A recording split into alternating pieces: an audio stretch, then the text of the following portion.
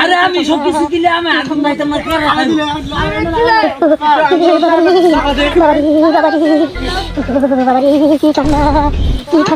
টাকা দেন একটু।